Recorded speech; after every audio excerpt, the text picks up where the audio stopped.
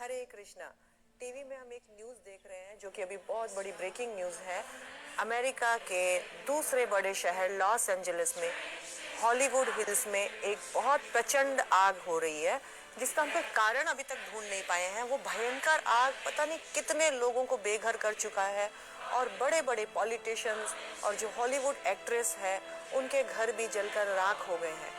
और ये जो कारण है ये अभी तक पता नहीं लगा है, लेकिन इसी आग के 48 घंटे पहले ही हॉलीवुड का जो गोल्डन ग्लोब अवार्ड था उसमें भगवान के नाम पर भगवान पर बहुत किरकिरी की गई, उनका बहुत मजाक उड़ाया गया। Who got shouted out the most? Let's look at the numbers.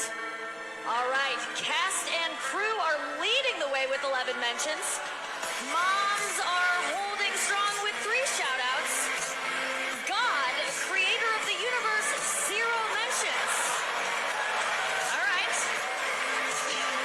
No surprise in this godless town. और ऐसा ही एक चैलेंज भगवान के साथ टाइटैनिक के शिप के जो कैप्टन है उन्होंने भी कहा था कि इसको भगवान भी डुबा नहीं सकते हैं। तो भगवान को चैलेंज करना कितना सही है आप भी देख सकते हैं। कभी भी हमें बड़ी बड़ी बातें नहीं करना चाहिए, हमसे ऊपर कोई है ये हमेशा याद रखना है। हरे कृष्ण।